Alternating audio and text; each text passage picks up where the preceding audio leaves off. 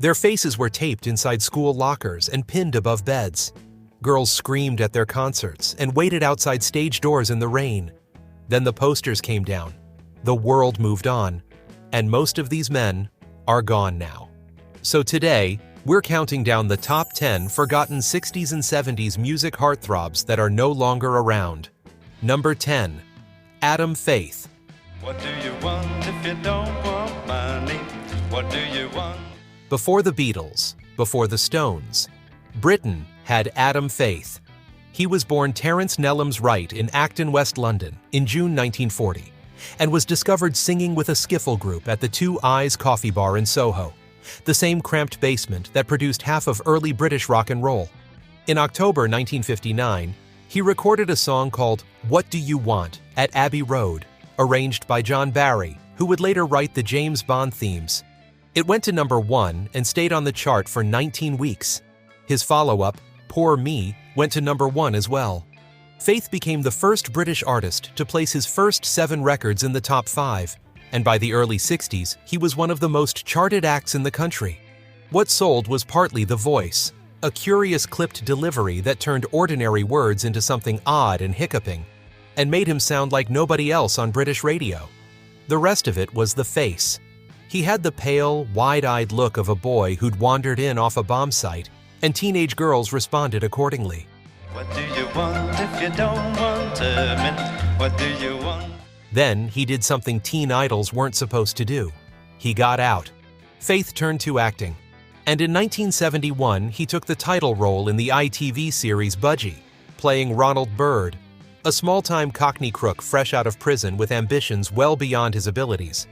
It ran for 2 series and made him a serious performer rather than a nostalgia act. He appeared alongside David Essex in the film Stardust in 1975 and opposite Roger Daltrey in McVicar in 1980. He managed Leo Sayer's career through the singer's biggest years.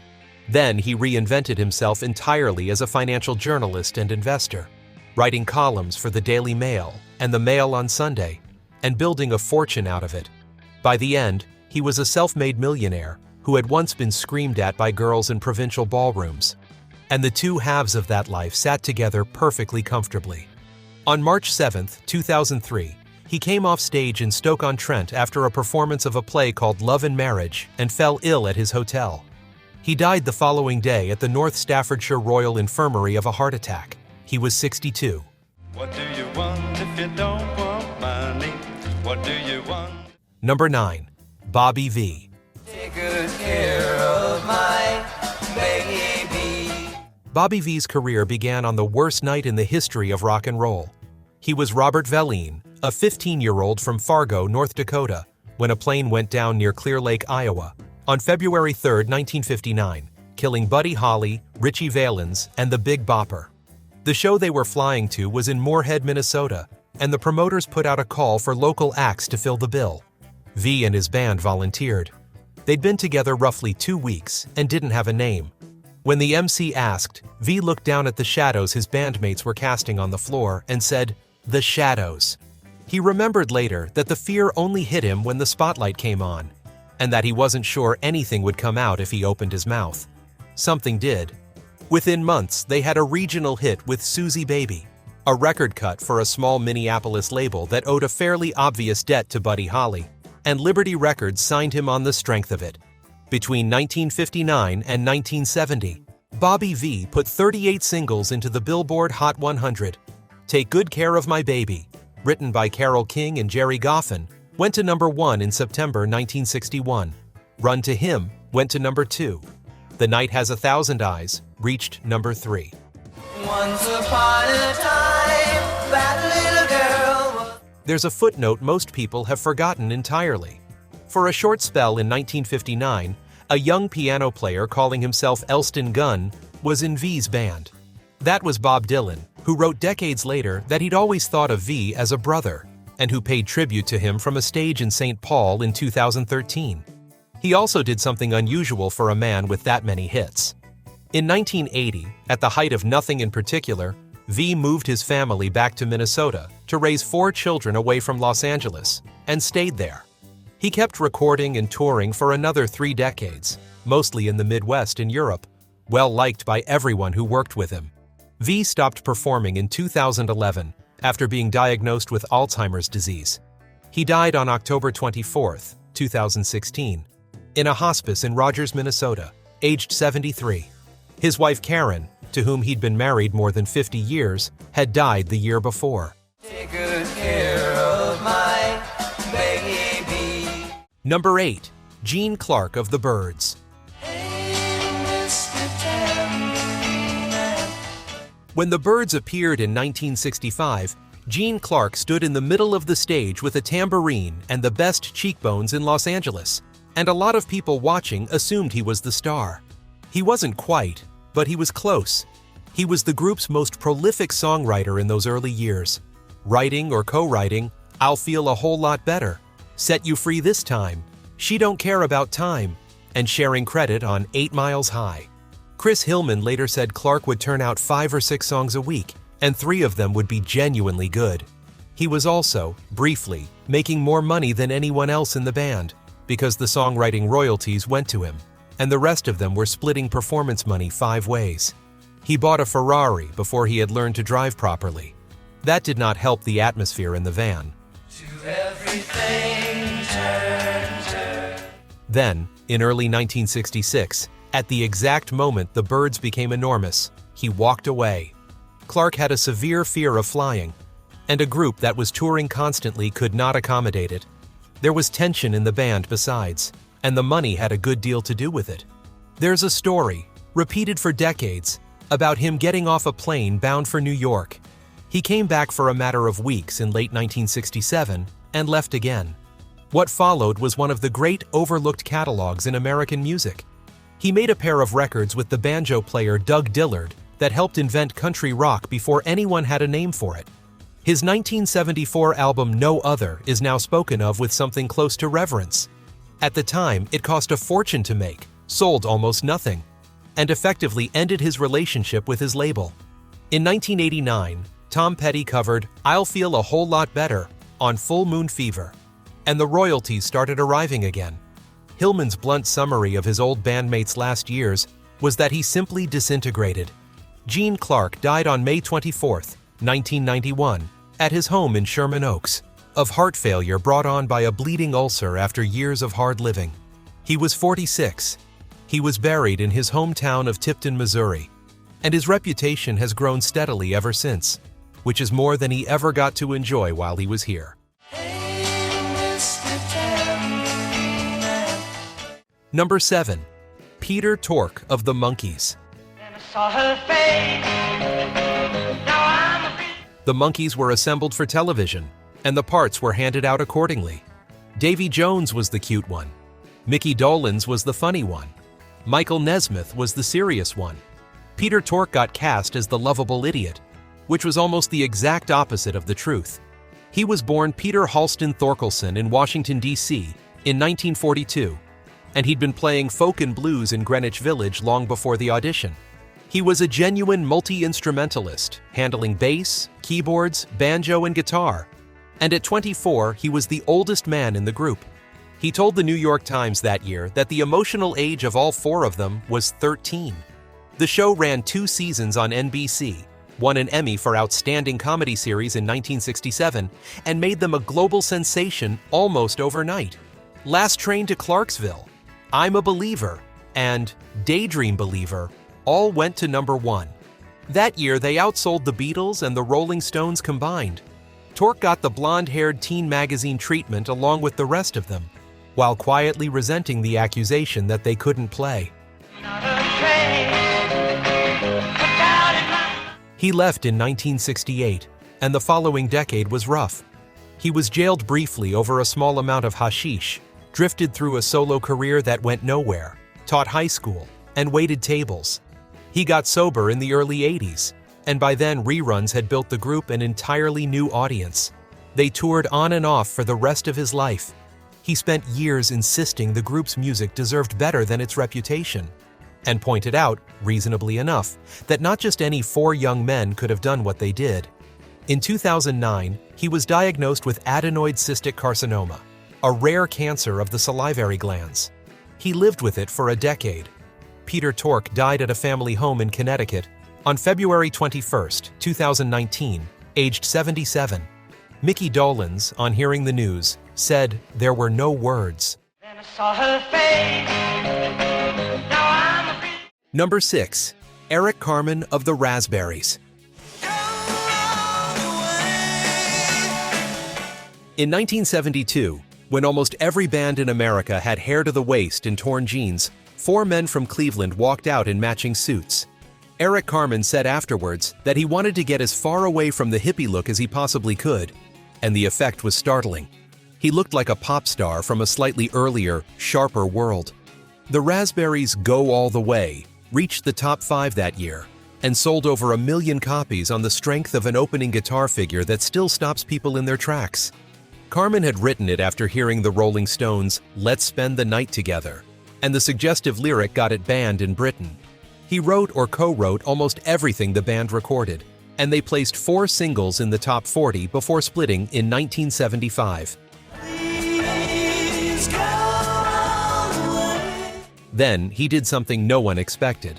Carmen had trained in classical piano from childhood, and he built his solo career on it. All by Myself borrowed from Rachmaninoff and went to number 2 in 1976, selling over 1 million copies. Never Gonna Fall in Love Again leaned on the same composer. A decade later, Hungry Eyes appeared on the Dirty Dancing soundtrack and introduced him to a generation that had never heard of the Raspberries. He largely withdrew from performing in later years, spending time arguing with fans online about politics before leaving social media altogether. In 2000, he toured as part of Ringo Starr's all-star band, playing his own hits alongside the drummer whose group had shaped everything he ever wrote. In 2014, Go All the Way appeared on the first Guardians of the Galaxy soundtrack and found yet another audience. His wife Amy announced on March 11, 2024, that he had died in his sleep over the previous weekend at their home in Paradise Valley, Arizona. He was 74. Paul Stanley of Kiss, whose band had shared bills with the Raspberries, said Carmen was a true rocker at heart, and that his voice had elements of both McCartney and Steve Marriott. Number 5. Dennis Wilson of the Beach Boys. Of the 3 Wilson brothers, only Dennis actually surfed. Brian wrote the songs, Carl sang them, and Dennis was the one who'd been out in the water at Manhattan Beach, and who told Brian that the whole thing was worth writing about in the first place. Without him, there might not have been a Beach Boys at all. He was also, unmistakably, the one the girls came to see. He sat at the back behind the drums with his shirt off and his hair bleached by salt water, and photographers pointed their cameras at him rather than the microphone. The reality was more complicated than the album covers. Dennis was generous to the point of self-destruction, spending money on anyone who happened to be around. And in 1968, that included a would-be songwriter named Charles Manson, who moved into his house with his followers. Dennis eventually fled his own home. He was a far better musician than anyone gave him credit for at the time. He wrote and sang some of the most affecting things on the band's 70s albums, and his 1977 solo record Pacific Ocean Blue is now regarded as one of the finest albums any Beach Boy ever made, Brian included. His voice on it, wrecked by then into a sort of ruined rasp, is extraordinary. A second solo album, Bamboo, fell apart before he died and stayed unreleased for decades. By 1983, the drinking had become uncontrollable. His brothers had given him an ultimatum after what turned out to be his final performance with the band that September, and he checked himself in and out of treatment repeatedly through the autumn. He spent much of his last month with no fixed home at all. On December 28, 1983, he was on a friend's yacht in Marina del Rey, diving into 12 feet of cold water looking for things he'd thrown overboard from a boat he'd owned years earlier. The people on deck assumed he was fooling around until it had gone on too long. He was 39. President Reagan granted special permission for him to be buried at sea. Number 4. Steve Marriott of the Small Faces. He was tiny, barely 5'5", and he had one of the biggest voices anyone in Britain had ever heard. A raw soul howl learned from records by Ray Charles, Otis Redding, and Muddy Waters. Steve Marriott grew up in East Ham, busked in Stepney with a ukulele, was expelled from school for setting fire to it, and played the Artful Dodger in the West End production of Oliver before he was 15.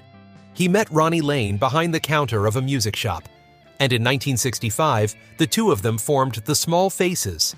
With Kenny Jones and Jimmy Winston, they became the definitive mod band, four short men in the sharpest clothes in London. All or Nothing went to number 1 in 1966.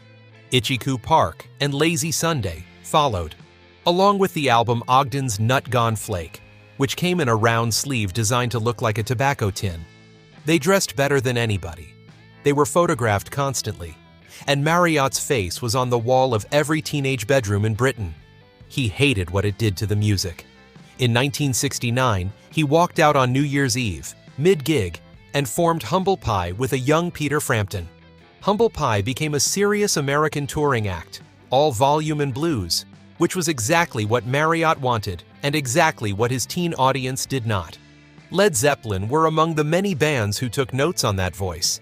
You can miss out school, want you there to be. He spent his last years disillusioned with the record industry, playing pubs and clubs around London and Essex for the pleasure of it. On April 19, 1991, he flew home from the States, where he'd been recording again with Frampton. After a night out, he took a taxi back to his 16th-century cottage in Arkeston, Essex, alone. A fire broke out in the early hours, thought to have started from a cigarette in the main bedroom, and his body was found beside the burned-out bed. He died on April 20, 1991, at 44. In 1996, he was given an Ivor Novello Award for his outstanding contribution to British music, and Mojo later listed him among the 100 greatest singers who ever lived. He was inducted into the Rock and Roll Hall of Fame with the Small Faces in 2012. It's all too beautiful. Number 3. Marc Bolan of T-Rex. For about 2 years in the early 70s, Marc Bolan was the most wanted man in Britain. He'd started as an underground folk act, sitting cross-legged on stage, and then he plugged in, put glitter on his cheekbones, and invented glam rock more or less by himself. Ride a White Swan, Hot Love, Get It On, Telegram Sam, Metal Guru. 4 number ones in Britain in 2 years. The papers coined a word for what happened at his concerts: T-Rextasy. Girls fainted at the barrier and screamed through the entire set. He was small, delicate, and beautiful, with a cloud of dark curls, and he understood exactly what he was doing. Then it faded, quickly and painfully. Punk arrived, Bolan's records stopped selling, and the press that had built him spent a couple of years enjoying the demolition. He put on weight and drank heavily. To his credit, he didn't sulk about it. In 1977, he was hosting his own ITV show called Mark, and he used it to put the new bands on television, including The Jam and Generation X. His old friend David Bowie appeared on the final episode. In the early hours of September 16, 1977, Bolan was in the passenger seat of a purple Mini driven by his partner, the American singer Gloria Jones, heading home to East Sheen from a restaurant in Mayfair. He had never learned to drive. He'd told friends he had a premonition he would die young, and that a car would be involved. The Mini failed to take a humpback bridge on Queensrÿde in Barnes, struck a steel fence post, and came to rest against a sycamore tree. Neither of them was wearing a seatbelt. Bolan was killed instantly, 2 weeks before his 30th birthday. Jones was badly injured and was not told he had died until the day of his funeral. Bowie, Rod Stewart, and Eric Clapton were among the mourners at Golders Green, where a floral tribute shaped like a swan stood outside in a nod to his first hit. The tree is still there. A memorial stone went up in 1997, and a bronze bust in 2002, and people still leave flowers on the anniversary every September. Number 2. Andy Gibb. He had 3 older brothers who happened to be the Bee Gees, and for a while it looked as though Andy Gibb might eclipse the lot of them. He was born in Manchester in 1958 and raised in Australia, and by 19 he had the sort of face that sold magazines by the pallet load. Blonde, tanned, open, boyish. His first 3 American singles all went to number 1. I Just Want to Be Your Everything in 1977. Then Love Is Thicker Than Water. Then Shadow Dancing in 1978, which sat at the top for 7 weeks. No solo artist had ever managed that with their opening 3 releases. Barry wrote and produced most of it, and the machinery around the Bee Gees was at its absolute peak. Then it unraveled with terrible speed. Cocaine took hold. He was fired from the Broadway production of Joseph and the Amazing Technicolor Dreamcoat for missing performances, and dropped from Solid Gold, the music show he'd been co-hosting. A long public relationship with the actress Victoria Principal ended badly. He went to the Betty Ford Center in 1985. He filed for bankruptcy in 1987. He was, by most accounts, clean at the end. He had gone to England to work on a new record, and there was talk of a deal. On March 5, 1988, he turned 30 in London, having spent much of the previous year broke and out of work. 2 days later, he checked into the John Radcliffe Hospital in Oxford with severe chest and abdominal pains, and on the morning of March 10th, he was told more tests were needed. He lost consciousness later that day and died of myocarditis, an inflammation of the heart muscle. Tests found no drugs in his system. His mother Barbara said afterwards that his death had nothing to do with drugs, but that the damage had been done by them years earlier. His ex-wife Kim Reeder said she had always known a call like that would come one day. He is buried at Forest Lawn in the Hollywood Hills. Barry is now the last of the 4 brothers left. Number 1. Bobby Sherman. You were a teenage girl in America between roughly 1969 and 1972. Bobby Sherman was inescapable. His face was on lunchboxes, cereal boxes, bedroom posters, and the covers of Tiger Beat and 16, usually with hair falling over one eye and a choker around his neck. TV Guide later placed him 8th on its list of the greatest teen idols in television history. He was from Santa Monica, born in 1943, and his break came on the ABC music show Shindig in the mid-60s. Then came Here Come the Brides, in which he played a stammering logger named Jeremy Bolt, and the television exposure turned into a recording career almost overnight. Little Woman went gold in 1969 and sold 1 million. Julie, Do You Love Me, Easy Come, Easy Go, and La La La, If I Had You, all made the top 10, giving him 4 top 10 singles on the Hot 100 inside about 2 years. His album, Here Comes. Bobby spent 48 weeks on the chart. He became the first performer to star in 3 television series before turning 30. He simply stopped, which is the part almost nobody remembers. Sherman walked away from show business in the 70s and trained as an emergency medical technician. It had started at home, patching up his own son's scraped knees, and it turned into a vocation. He became a paramedic, a reserve police officer with the LAPD, and a reserve deputy sheriff in San Bernardino County. And he taught first aid and CPR to thousands of officers. He was once named the LAPD's Reserve Officer of the Year. He told a newspaper that if he saw an accident, he felt compelled to stop, even in his own car, and that he carried equipment with him. He said there was no better feeling than helping somebody out. He also built his sons a small working piece of Disneyland in the back garden, by hand. In late March 2025, his wife Brigitte announced to his remaining fans that he had been diagnosed with stage 4 kidney cancer, which by then had spread throughout his body, and that he would no longer be able to make appearances or sign autographs. He died at home in Encino on June 24, 2025, at 81, with his wife holding his hand.